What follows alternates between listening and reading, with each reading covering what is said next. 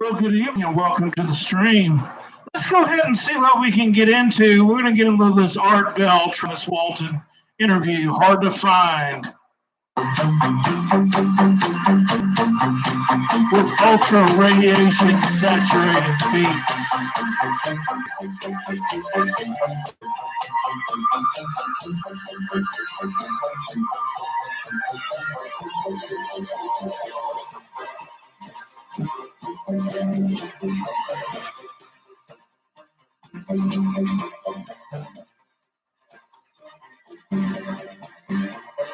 From the high desert in the great American Southwest.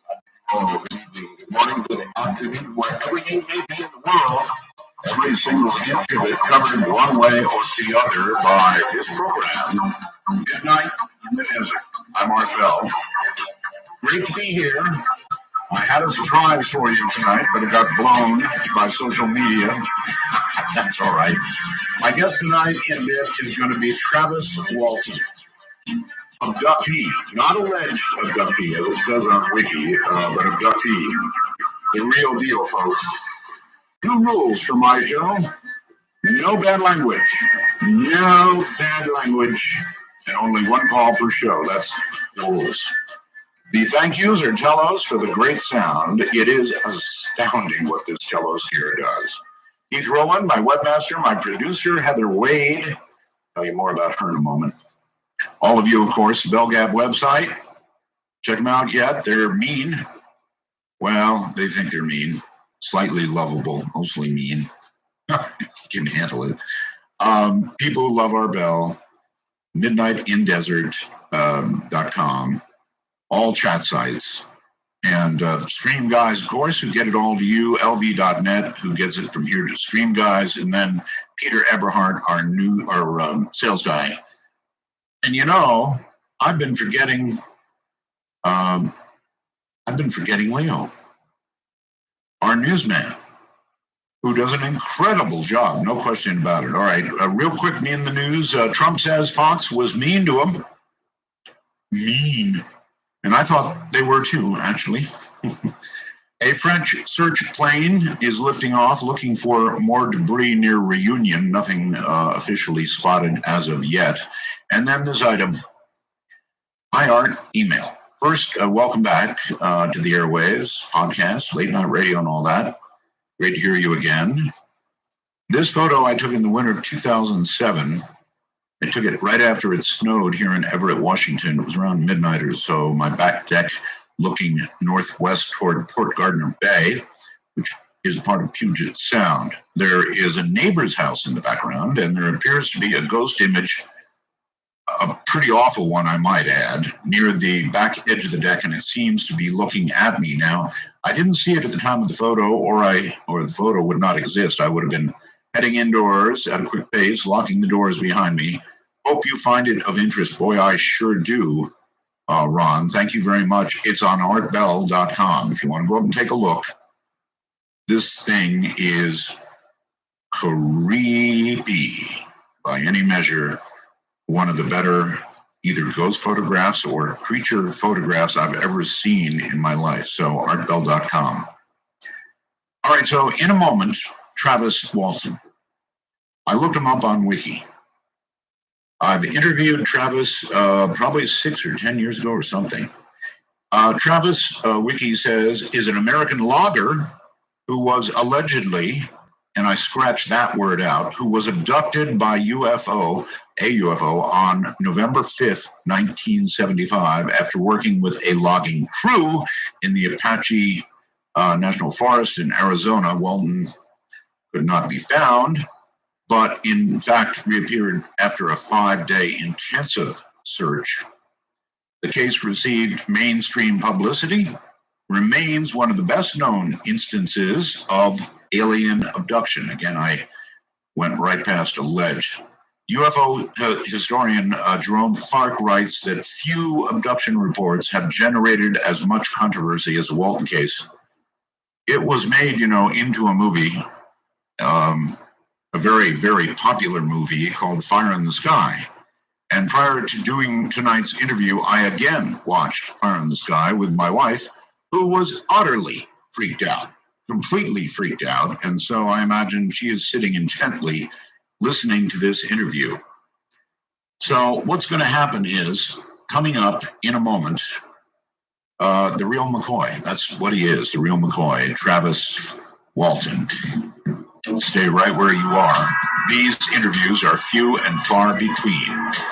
This is Midnight in the Desert, and I'm Art Bell, as usual, raging in the night zone.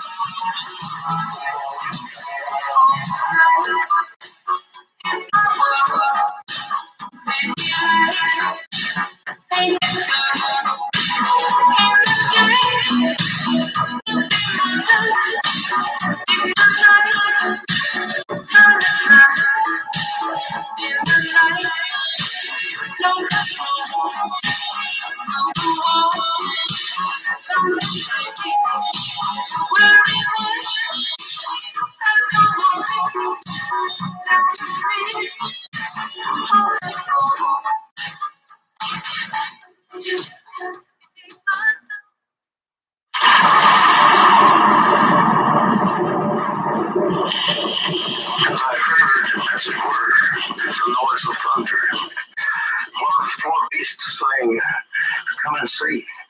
And I saw, and behold, a white horse.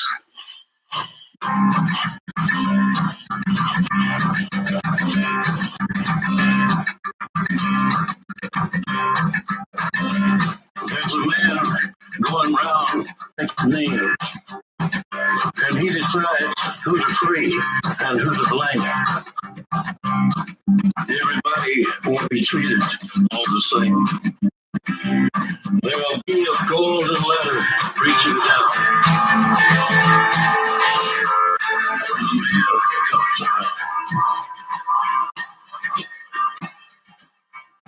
The hair on your arm will stand up, and the terror in each sip and in each suck. Will you partake of that last offered cup, or disappear into the potter's ground? Free silver packets. Then, with a smile on your face, please call the show at 1-952-225-5278. That's 1-952. Call Art. Good evening, everybody. Here he is from Snowflake, Arizona.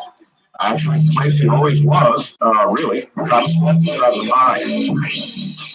Good evening. Good evening. It has been, I don't know, 6 years, 10 years, like forever since we have had an opportunity to talk. So yes. It's really an honor to have you back. And I was serious about scratching out that alleged stuff. What happened to you happened. Period. That's it. Absolutely. We're at the tipping point. Back in the day, they used to say anybody who believes in such things is a kook. Now we're actually coming to the point where the debunkers and the skeptics are the kooks. Because the definition of a kook is someone who believes things that are at odds with known facts and accepted beliefs. And that's them, not us. That's right. That is them, and there is so much to prove it now. And I really hate taking you back to this story again, but that's what I have to do because they'd crucify me otherwise. You're still married, right? To Mike Rogers' sister? Yeah, but we've been separated a number of years, amicably, but definitely living apart. Okay. November 5th, 1975, in some ways it's like yesterday. It seems, the emotional impact in particular, but the memories are so fresh. It's hard to believe it's been nearly 40 years. Travis, has this thing defined your life ever since? I mean, I can't imagine that it hasn't. It's kind of defined your life. Yeah, it has. Actually, I have to say, regrettably, that it's something I live with every day. But the negative aspect of it has shifted. And that might be surprising. I stuck it out here in Snowflake, and it used to be, people would look and whisper and point. But now, the local people come up, shake my hand, and or greet me openly and say, I always supported you. And I'm thinking, well, I wish you'd have spoke up a long time ago. Back then. No. But it is good, that almost every time I go out now, I get some kind of positive response. And I'll tell you what, we've come a long ways in this town. Yes. How big a town now is Snowflake? Well, it was about 3,510, but I don't know, not a whole lot bigger. It might be 5,000. Okay. All right. We have added a stoplight. We've added a McDonald's. So oh, you have a stoplight and a McDonald's. Yeah. Wow. We celebrated here in Durham, Nevada. We got our first stoplight and our first McDonald's, so I know how you feel. All right. So your crew consisted of Mike Rogers. Let's see, Jim Peterson, right? Ken, is Ken Peterson or Ken Peterson? John Gillette, Dwayne Smith, who always gets confused with my brother Dwayne. And then there was Steve Pierce and Alan Dallas. Okay. I'm going to go to the movie for this, and I know the movie probably got an awful lot of stuff wrong, but there's something I want to ask about, and that is, you know what? Tell the story as I suppose Mike might have told it that night. The movie, is it close enough for comfort, or is it far away from what actually occurred? Well, anytime Hollywood tells a real life story, they've got to simplify and abbreviate in sort of simple aspects. But you're telling about in 90 minutes something that spans years. So some of that is to be expected. Brothers Don and Dwayne, who became one named Dan. James Garner was several investigators along the road of the one. And they actually reduced the number of the crew from 7 to 6. And, some of that's acceptable and, understandable. But the greatest amount of changes were what happened aboard the craft. And I see no reason for that except commercial conditions. All right, well, we'll get to that. But all of this crew, you were up there cutting and clearing for, I guess, the U.S. Forest Service? Yeah, it was a government contract to clear out undergrowth, damaged trees, and diseased trees, and generally clean up the forest, and also a lot of fuel reduction, which is fire reduction strips through the area that makes it easier to fight forest fires that might spring out. It's hard work, huh? Oh, it's definitely some of the hardest work you can do in high altitude on the same terrain, and carrying a heavy chainsaw all day. It's definitely not for the faint of heart. It's for the young. And by the way, you are quite a bit older than you were then. How old were you at the time? You were 22. I was 22, and now I'm 62. Oh my God. I'm 70. So there you go. Wow, you're over 60 now. Holy mackerel. Incredible. I don't feel that. I can still outrun my boys. I don't feel it either, at all. But it happens. Those years go by. So you guys were, it started out with everybody in the truck going up there and working. And I guess that you were on your way home. It was dark. And if the movie is accurate, somebody saw something in the distance that, and I guess you were part of this, that they claimed looked at first like fire. Yeah, there was a glow, and we tried out a number of ideas of what it might be. The others camped out there, a plane crash, a fire, but nothing was fitting in with what we were seeing. Right. It was a full glow in the sky, kind of like in the movie, maybe not as reddish, but full glow. And the sun had gone down, of course, in the west. So, something like that. Anyway, it was apparently pretty much directly ahead of where you were supposed to get out of there. Hey, those we got. I see that there's a breaking trace ahead of them. There's the light showing across the road. So might hurry up and get up there and see what it is. But then, you know, I don't sit down and sleep there. And so, I was curious, but I wasn't anything first. First, it was a crash. And it was it's a flying saucer. But, you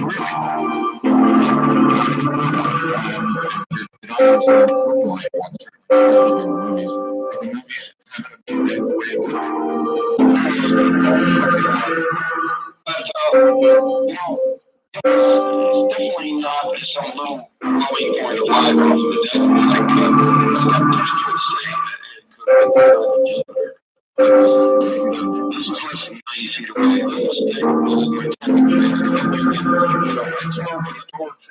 just take off before I got 10 steps outside the truck. But so I got in the truck, right? yeah. And in fact, they were screaming bloody murder at you. Yeah, they were just finding minds rather than complimenting language to get into the trucks. I was trying not to show it, so the closer I got, the slower I went. Hear this sound that was making a combination of highs and lows. I mean, it's cyclic sort of a sound, and then a little bass sort of sound. Really complex.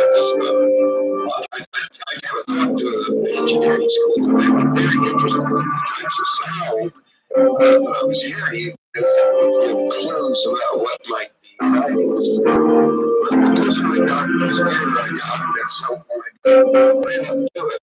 I was awestruck too. You know, later on,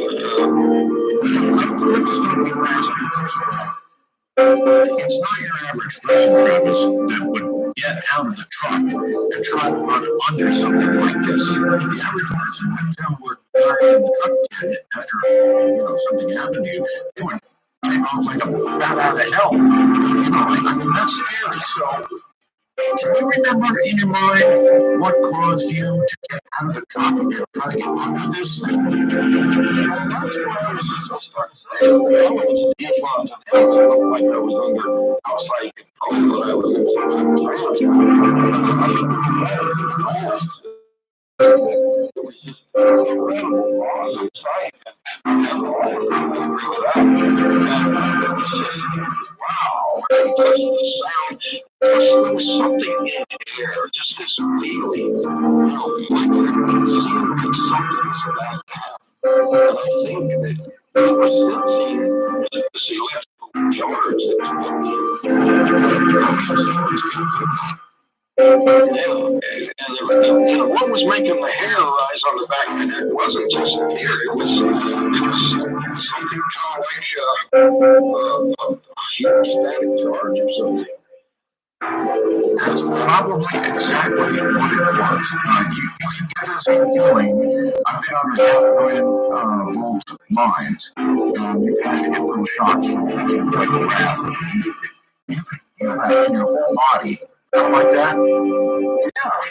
And that's the vibration. It was subsonic, ultrasonic. They said they could feel it. Vibrating in the truck. I can turn the engine off because when everybody started explaining, he had to lean over to see what everybody was looking at. When I got up to where I was looking up at about a 45-degree angle, was so astonishing. It was smooth. The entire surface, with parts of it were glowing, parts of it were metallic. It was giving off this glow at the same time you could see the surroundings reflected in the surface. Now it's kind of like when you look at a television set and you can see. It's almost reflective. Not like a mirror, but it's somewhat reflective. Yeah. I was looking up at it. Those guys were, pretty much panicked, screaming at me to get back in the truck. And I decided to turn my light on. It suddenly got louder and started to move. And so I just instinctively just checked the truck. And there's a wall. Like this brush button was there. So I jumped down behind it. Immediately, I decided to let it out of the truck. But when I stood up, my head and chest became the closest point to that vehicle crash.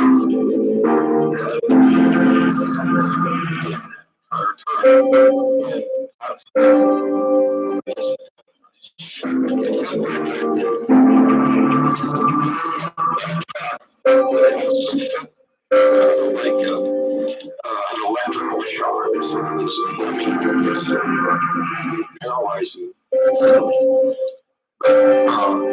That was something that just blacked out. Okay, let me ask you a question. Are you on a portable phone? No, I'm not. Okay. I'm on the cordless hardwired line. Okay, good. I'm getting it. Nothing big.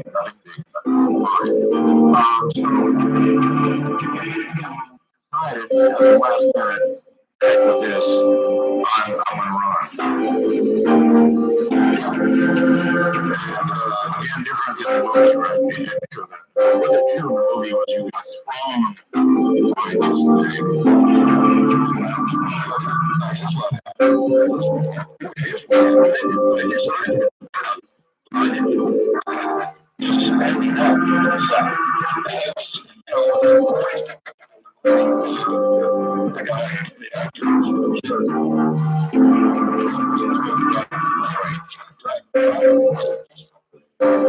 It's strange because Hollywood normally, wants to put on a picture.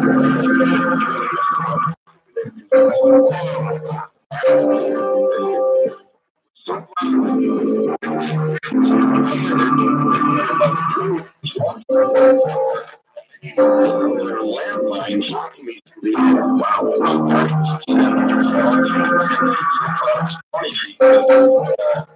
That my body felt like a sack of they said that no attempt to break my fall or anything to the point where, the violence was so powerful that they immediately started screaming and yelling at me. Yeah, they were convinced we were dead. And frankly, even watching the movie, I can understand that they thought this thing would kill you. And of course, at that point, if the movie is accurate, they said, with this, we're getting out of here. And when tearing down some of the rest of that road as fast as they could go, I do not blame them. I always want to say,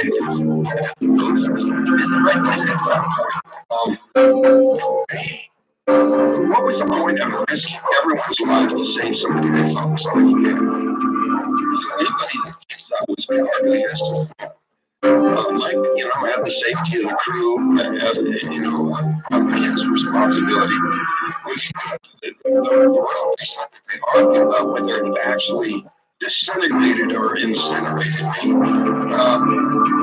And when they were unable to find some deer hunters, with guns to come back, they decided to come back. Now in the movie, when Mike said, this truck's going back, everybody who doesn't want to get out and wait here. Nobody's volunteered to stand us in the dark like the movie. They all said, okay, we're still in the truck. So they all went back Okay, so, oh man, that's really a deviation. So they, every one of them, they didn't stand in the dark as depicted in the movie. They all went back. Bless their hearts.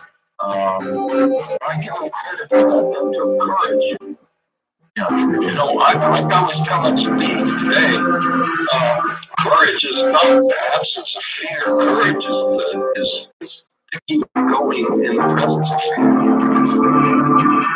All right, so when they got back to Kenny was saying that the scariest thing they had to say, they saw the craft leaving. Scariest thing to him, he thought would be what my hard body was going to look like. You said they saw it leave? Yeah, as they approached the area, they saw two cars. And obviously they were immediately looking for you, and you were not there anymore. Now, was there any trace left on the ground of either you or the presence of that craft above? Well, in long term of ongoing research, there was evidence of the craft techniques in there. And the sheriff brought in the tracking dogs from the state prison. They were unable to find the trail really anywhere beyond where my body fell. And before we get further with the story, people are getting into the details. Your entire crew was given a long-range detector. In the first one, Dallas may have been a little unreadable because he was so freaked out. But everybody else passed lie detector test. And then moreover, they were later given a second lie detector test, and everybody passed. Yeah, well, second round, I went Dallas. First, obviously, he didn't want to initial test. This was with the same examiner. And mine was retested. I took two more tests. Mine was the state police. Which, at the time when the fixed tests had been passed, the president of the American Polygraph Association said that although polygraph in a single test is less than 100%, when you have that many people passing tests on the same issue, the odds are very million to one. Okay, guys, about 7 in the desert. I'm Martel.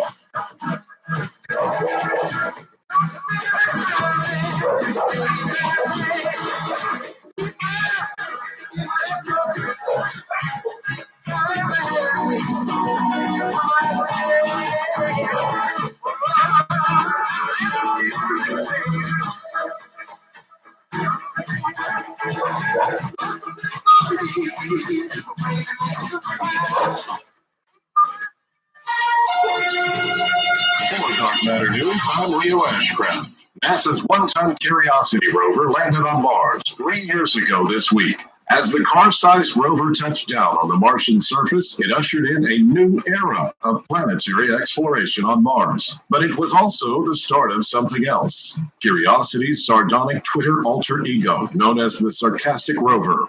The Sarcastic Rover parody Twitter account came into being on August 6, 2012. The night of the famous 7 minutes of terror landing that brought Curiosity to the Martian surface. Sarcastic Rover's brand of science-minded wit was apparent from the moment it arrived on Twitter. Sarcastic Rover acts like any of us would after being sent to Mars. It's kind of upset, a little lonely, and it wants to make fun of everything. The parody account resonated with people immediately. The account attracted some 7,000 followers during its first night online, according to Jason Philitrant, a screenwriter and the mind behind the Sarcastic Robot. Sarcastic Rover now has about 134,000 followers 3 years into Curiosity's mission.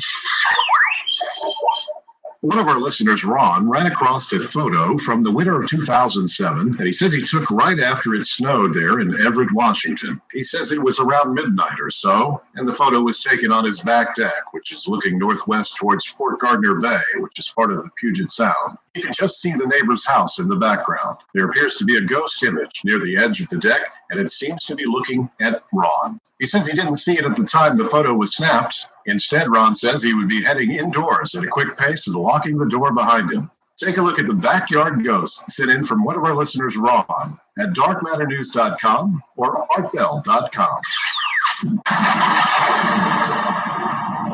After last night's show on Bigfoot, we've had earthquakes, meteors, asteroids, UFOs, volcanic activity, and something has shaken loose. Earlier today, young Eric Waters had an experience that will change his life forever.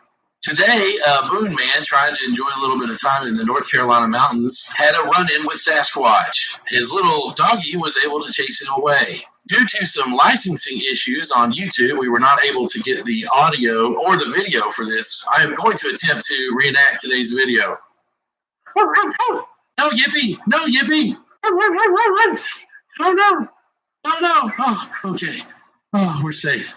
That's about it. And while he was breathing heavy and saying, no, Zippy, off to the right seemed to be a humanoid beast, a little shorter than normal. Might have been maybe a teenage, younger Sasquatch or Sasquai or Sagittarius. The Yeti seemed to be crouched and crawling away to the right. Seemed a little shorter than most. Yeah, that's right. Height doesn't matter. This little guy was moving pretty quick for your normal Sasquatch, but hey, maybe he had to go. When nature calls. We enhanced some of the audio using our spectrometer vocalizer by subtracting the first and second tracks. Here's what we found.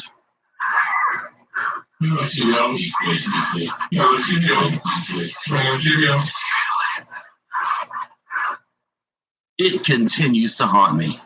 E-may, no-a, vacation-vay. According to our Pig Latin specialist, he was saying that he was on vacation.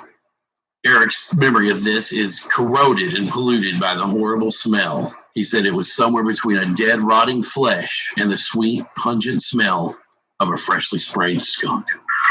Bigfoot investigators and enthusiasts from all over the area have swarmed to this little North Carolina town. Hopefully we'll find out soon what they have. This is John G. with Dark Matter News.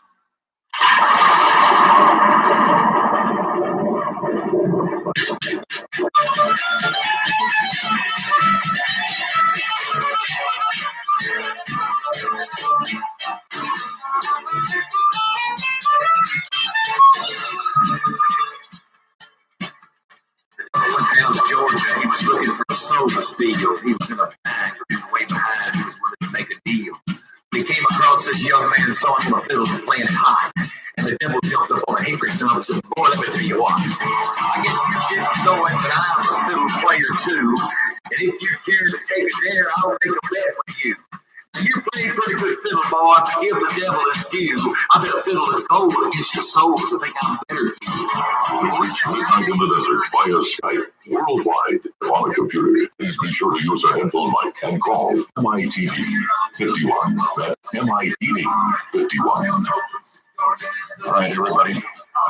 Travis Walt is here. A very rare interview. And I'm trying to cover as many details as I can and see where the movie separates from the truth and what the truth really is. This is a real story, as I mentioned before the break. Everybody involved took multiple lie detector tests, and so this, it's a real thing. Listen on, I guess, at your own peril if this kind of thing scares you. And it scares me. As of now, there are 16 past tests. I've passed 5 different tests with 3 different examiners with extensive years in law enforcement, which is considered the better, more qualified polygraph examiner. Even in the movie, the guy came out and said, look, the truth is these guys were telling the truth, in my opinion. So yeah, and the examiners stand by it to this day. All right. So we're going to get back to what happened to you and Kraft, but the whole town went to buzzing as you were gone, and you were gone for a total of 5 days. My God, that's a long time. They had dogs out, they had people out combing, they had helicopters up, they looked for you everywhere. And of course, they began to suspect your crew of your possible, well, murder or something, right? And they became kind of unpopular in that small town. Are you still friends with Mike, by the way? I haven't spoken to him in quite some time. He's kind of, threw up his hands and didn't want to talk about this anymore. I do understand. How about the rest of them? I'm going to have a couple of them come and speak at my conference, which we'll get to. And I'd like to get Mike to come too. His health's not what it used to be. I do understand. All right, back to the movie for a second. One thing they never explained in the interviewing they were doing, as they thought you might have been murdered, they spoke to Alan Dallas. Now, it was referred in the movie, or referenced in the movie, that Dallas was kind of a, I don't know what words would you use to describe. Black sheep with a groove. Yeah, he had some trouble with the law, and he was just generally, I had a few run-ins with various guys in the crew, and he and I had done a little sparring. Yeah, he didn't much like you, I guess, huh? Well, there was a little bit of antagonism over some things, which a girl that he had been approached that I had been dating. This was before my wife. And then he and Mike got in a fist fight in the street in front of my house. So, it's just his nature. But the day of this incident, he had dropped a tree nearly on me, and that's what led to all this problem with the polygraph. Did he have any bad intentions towards me? That's why it came out a little screwy. Yeah, because he was pretty sure that they were going to try to pin the murder on him. Well, it looked like they might try pretty hard for a while there. What they never explained, and Alan admitted that there had been, Alan Dallas admitted there had been an altercation with you. Now, was he referring to the tree? Because he had a pretty nasty cut on his hand. And they never explained that. We get scratched stuff at work all the time, And after I was returned, the doctor examining me found a puncture on my arm. And, it was assumed that happened during my abduction, but it could have easily been, being poked by a thorn in the course of a work day, Now, the one on Dallas looked really serious, like, he touched a chainsaw or something. Did you have a fight with him? Not with chainsaws. He nearly dropped the tree on me, and I gave him a dirty look and said some things under my breath if he could read lips. It wasn't a friendly exchange there, but not physical. Not normal. A bunch of guys. Oh yeah, of course. Alpha males, all of you. Was there an actual physical altercation with him? When he tried to spin kick on me, Steve, the youngest guy in the crew, laughs about how Alan fell on his behind trying to do that. It was just semi-good-natured sparring. Okay. All right. So no altercation that would have produced a cut like they showed. No. All right. Now back to you, Travis. And you were, while the whole town is going nuts and searching for you for all these days, you're suddenly in, well, where? Well, I woke up on board the craft. I didn't know where I was at first, but I was in a lot of pain. And I was in and out for a while. And when I finally did come to, it was in a foggy, hazy kind of way. My vision was blurred and even double vision, and it even hurt. The light, even though it wasn't bright, hurt my eyes. the pain in my head and chest was incredible. And I felt it was life-threatening. You know, something was terribly wrong inside. Describe your environment if you can when you woke up. Can you? I mean, when you looked around, what did you see? It was dimly lit, and I could hear the sounds of movement around me. And I could just barely make out the forms of what I thought were doctors.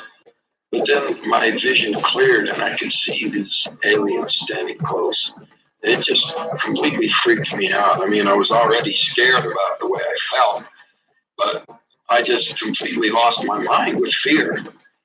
Were you, describe what you were on, if you can. Were you on a slab? I was lying on my back, and I was close enough to the ceiling before I even looked over and saw them. I figured I was on some kind of a gurney or a raised operating table.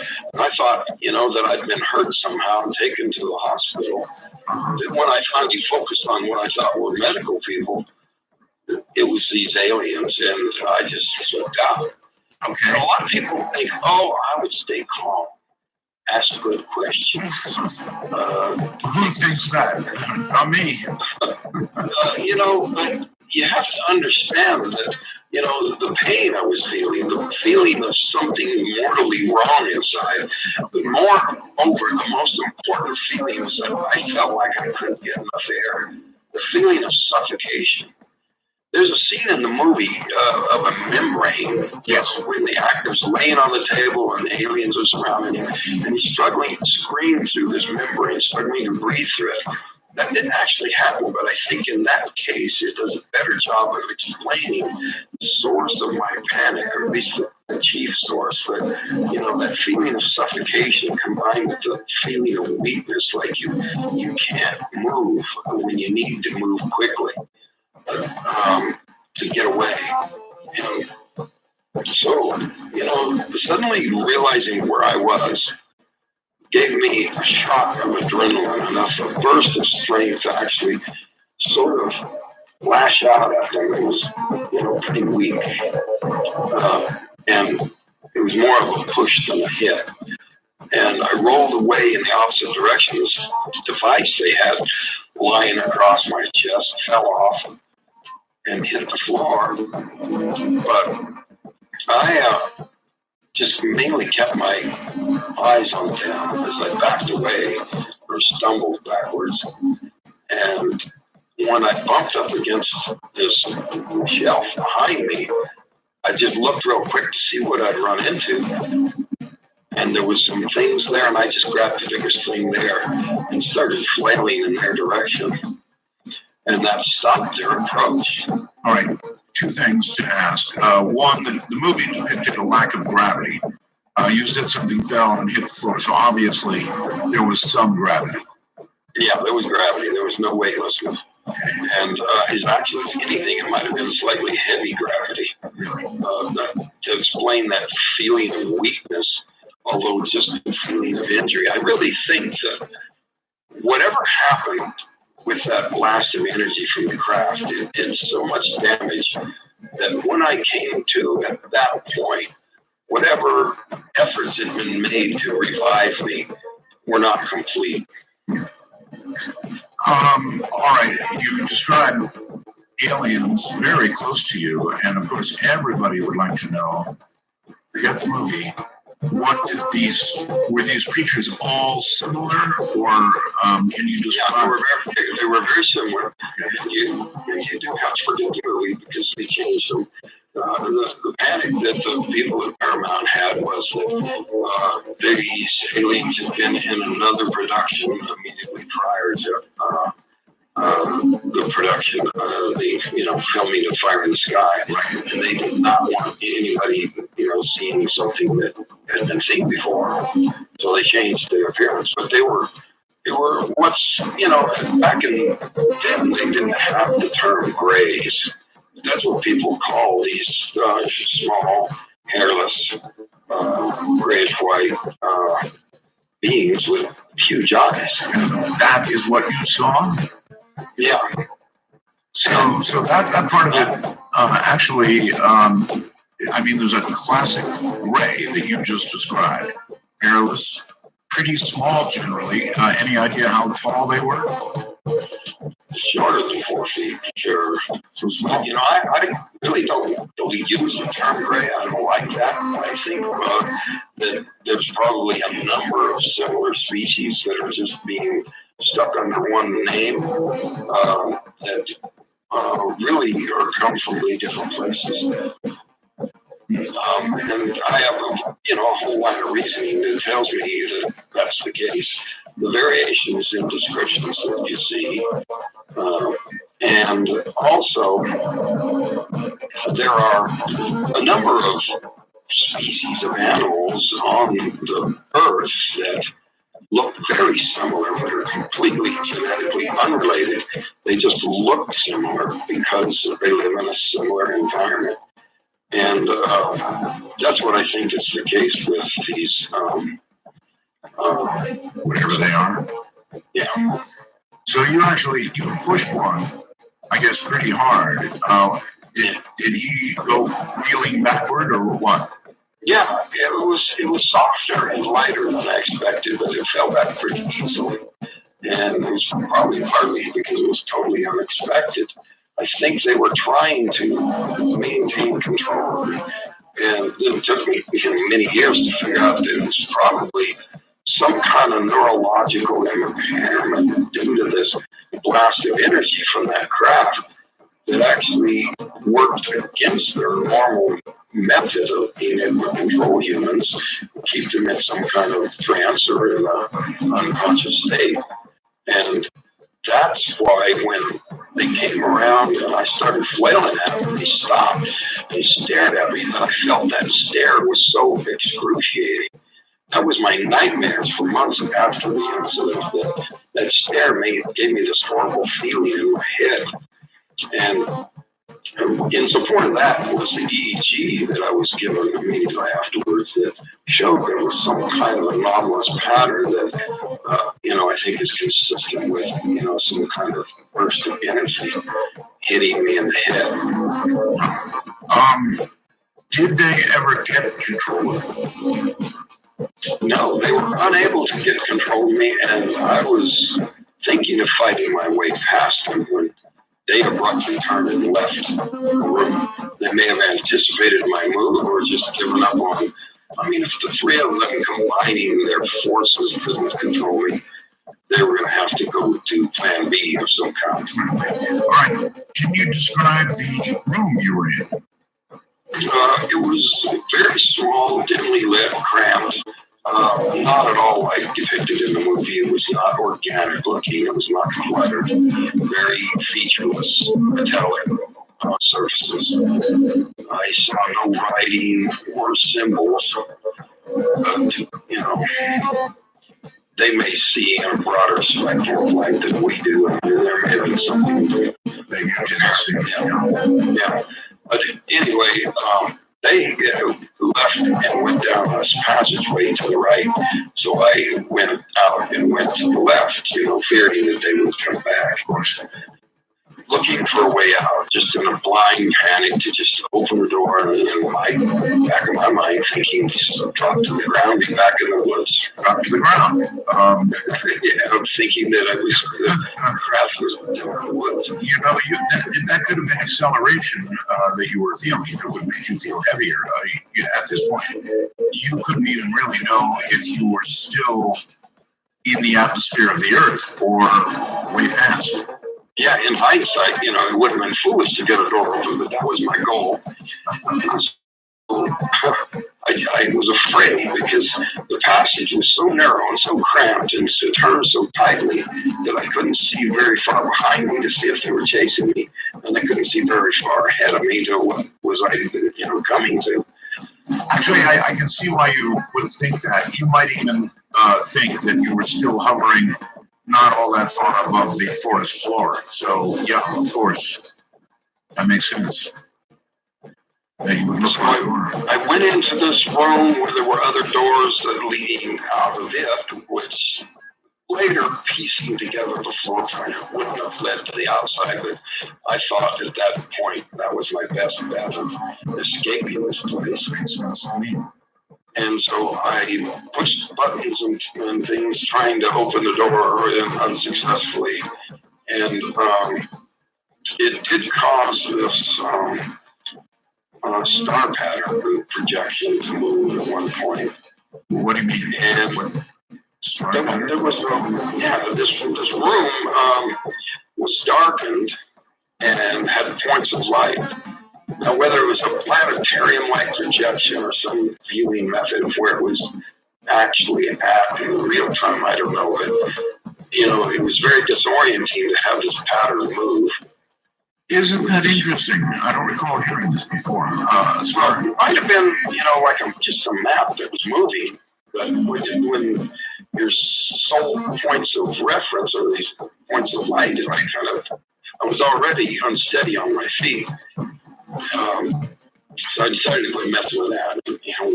In hindsight, what if it was actually moving with the craft? Turning it upside down or something. Could it crash it or something? All right. Anyway, one quick question before we go on, and that is, from the moment you woke up, Travis, did you have any sense at all of how much time had passed, or whether a lot of time had passed while you were?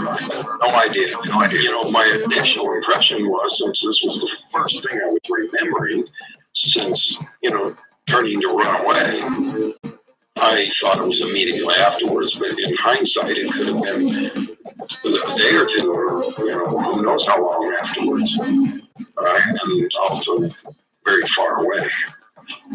Okay. What is your sense of the totality of time that you spent on the craft? How long?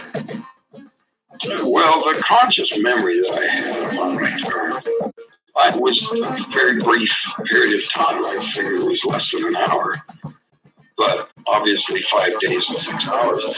Everybody leaps to the question, well, what about the time dilation? You travel near the speed of light and time passes more slowly for you.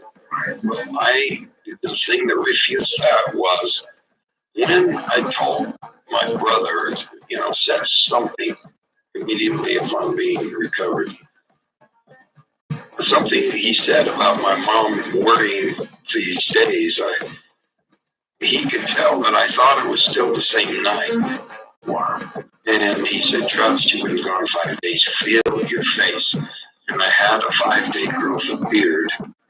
And that is what overturns the time dilation idea. All right, Travis, hold it right there. We've got a quick break.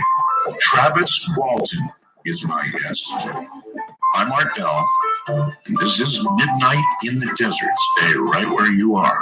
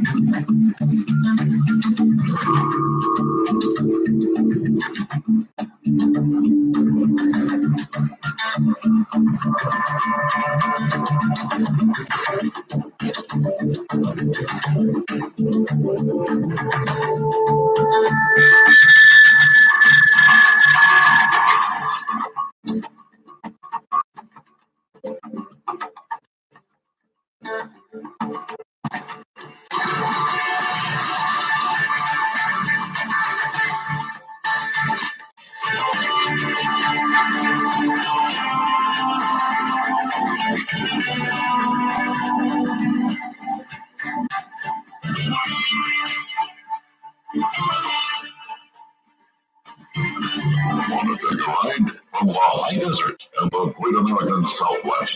This is Midnight in the Desert, exclusively on the Dark Matter Digital Network. To call the show, dial 1-952. Call Art, that's 1-952-225-5278. A rare interview with Travis Walton, abductee, real abductee. This is not listening to anybody else's story. It's just there's so much cooperation. Yes. And I feel very comfortable saying real abductee. Travis, I get questioned, and by the way, people are asking what was the movie. My goodness, it is a long time ago. It's called Fire in the Sky. You can still see it, and we've got updated stuff for you coming up. In a moment. I saw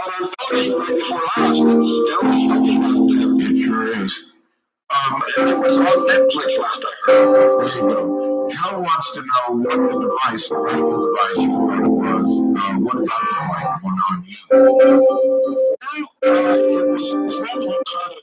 It was probably kind of a kind of a complete design. The damage that was done internally, where you can see inside.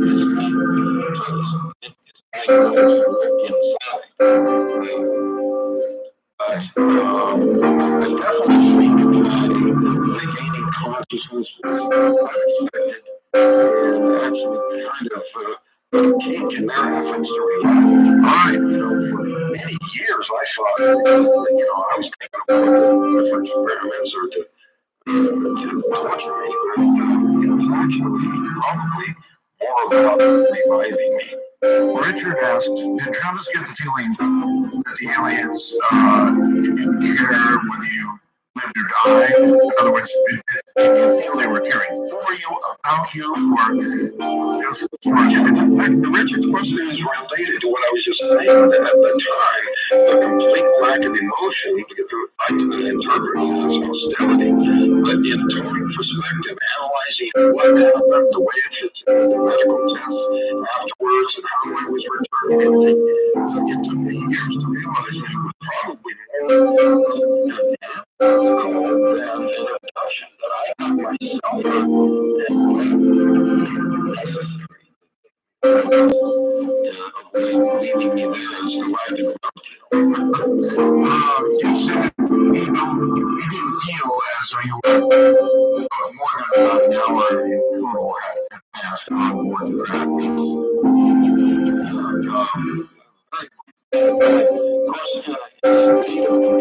hysteria, it seems like forever. But you piece together what happened and the waiting. It was the less of somebody certainly doesn't account for the entire time. But there were little glimmers of memory and the hypnosis reinforces this that they were blocked areas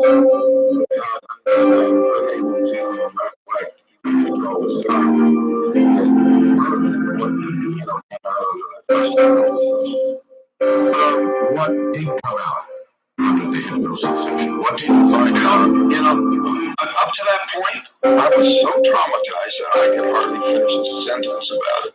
And I had not really told the entire story of what I had experienced to anyone, including my brother, until the hypnosis. And it was because it was just so traumatic. I broke down. I could hardly finish the sentence. So it was to separate the fear from the experience.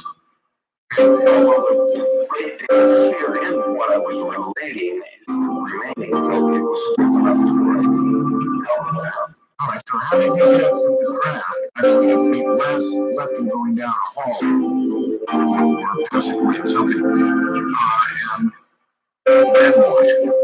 Well, my unskilled, I would say, button pushing to open the door must have attracted some attention. I don't know, maybe coincidentally, this person came in that I took to be a human being from some Earth-based space agency, military arm from Earth, and I know that wasn't the case. Out of this craft, at this point, it was inside of this hangar-like structure. It could have been a building somewhere, a military base somewhere, or it could have been part of a larger craft. It had a sort of a look to the room that looked sort of like a hangar. The light coming from these panels could have been the filtered sunlight to the translucent panel, or it might have been artificial natural light sort of light fixture. I have no idea where it was. These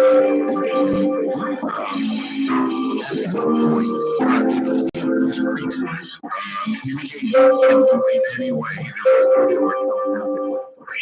I think that excruciating encounter initially with the three of them was an attempt to say something to her. I was curious about why it was so excruciating until I connected to possibly that I was entered in the receiver, so to speak, wasn't operating correctly. I was interviewed the same day for this new movie coming up called 701, which refers to the 701 unresolved Blue Book cases. This movie is in the works yet, but I was interviewed the same day as the school kid from Zimbabwe. And I asked the young lady what that felt like when these, I don't know if you heard about this, but there were, if everyone heard about this thing where there's like 60 kids at recess in broad daylight, and this craft came down, these aliens, like I've described, came out and communicated to them through this stare. I wanted to know if it was excruciating for them like it was for me. And they said, no, it was very pleasant. The message wasn't pleasant, it was friendly. And so that convinces me all the more that it was just an attempt with extreme aggressiveness or force of the combined force of the three of them trying to get control of me before I hurt them. I actually hurt myself because I think my scheduled regaining of consciousness interrupted some life-saving repairs. And so that's the reason for a human-looking person to come in and take me out. Fully human? Apparently, in most ways, there was something odd about the eyes, but again, I go back to the biology. See, got really fond of saying, this is ridiculous. There are no aliens because everybody reports bipedal, 2 hands, 2 legs, a head on top. Oh, they're not going to look anything like that. They're going to be in technical arts. Well, that's ridiculous. If you understand the principles of biology, bilateral symmetry is almost, throughout all life on Earth, no matter how diverse. And you have many cases where animals resemble each other very, very much, are completely unrelated just because they are in a similar ecological niche, a certain similar environment. These creatures, were they wearing helmets or were they breathing? Yes, they were looking one. The good one, so-called grays, were not wearing anything with coveralls, but the human looking one was wearing a helmet over his head. And so that was the reason I sort of accepted the fact that he was not responding to my babbling, my screaming, begging questions. I'm going back to my computer for a second here with a question. Yes, I've got it. Heather would like to know, we have information. Is it true Travis was found to have radiation signatures in his blood that can only be found if a person is exposed to radiation, like in space, outside of Earth's atmosphere? That is an untrue rumor. Unfortunately, that specific test was not performed. That kind of evidence might have been apparent had they done such a test. However, the trees nearest where the craft came down do have definite markers of having huge radiation dose. Wow. And we can get into that in detail, but this accelerated growth that was generated in these trees has been duplicated in the pines. It's a Scots pine tree species near the Chernobyl nuclear accident. It's very similar to Ponderosa pine, where this forest was. And the radiation at Chernobyl caused an accelerated growth there, just like it did at the clearing. Now, the trees nearest where the craft came down had the greatest accelerated growth, and then the effect faded back into the woods. And most interestingly, the most recent discovery was that the accelerated growth was primarily on the side of the tree in the direction of the craft. So in a circle of trees around where the craft came down, the thickened growth would be on the east, west, south, or north, or on whatever side was facing the craft, which completely undercuts any skeptic's idea that there was some growth effect that had nothing to do with the craft. This is all new information to me. It's new research, yes. When was this outed? This was discovered in an expedition overseen by Ben Hansen. He was the host of the TV series Fact or Fake, former FBI agent. He oversaw an expedition back there, and we were able to check that this accelerated growth, which we were aware of going way back, but we didn't know its direction until this last year. When we were able to get a complete cross-section of the tree. The high radiation was detected with Geiger counters on the hard hats during the search. And also, when I exited the truck, I left the door open. And the crewman that was in the open doorway was Kim Peterson. And his right arm, this arm towards the open door, has recently been diagnosed with skin cancer, which again is radiation. High radiation.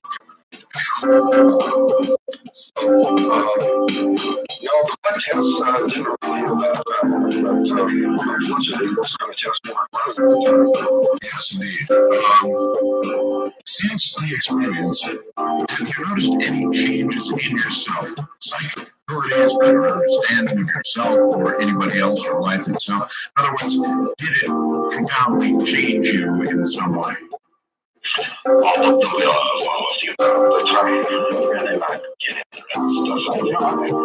I have tried very hard to stick to things that I can document. Right. And some things became documentable later, so I was able to talk about them later. Like the radiation. You're trying to avoid the woo factor. Right. But there's definitely some strange things that come. All right, let me get again. So you were in this hangar-like place. I want to know how you got back to, I don't know, Earth. He took me to some other people who dressed similarly to him, except they didn't have helmets. And so I thought, well, maybe they can hear me. Maybe they'll answer my questions. And, I was a babbling idiot. I was screaming, crying, carrying on. I was basically out of my mind with fear. But they weren't responding to me. And in a way, it might not have been so much secrecy or, anything covert or suspicious that they wouldn't respond to me. It was just that I was acting like a maniac, and they felt that tried to reason with somebody so out of control was be feeling. So they forced me down on this table and rendered me unconscious. Some sort of gas. And next thing I woke was back on Earth. But where were you when you woke up back on Earth? Where were you? It showed you in the movie at a gas station or something. Well, I woke up and I was lying face down in the dark on the cold pavement. But there was a when I looked to see where the light was coming from. It went off, but when I looked up, I could still see the shiny ball with this craft hovering there just for an instant before I shot straight up into the air. But I think probably quite a bit of time went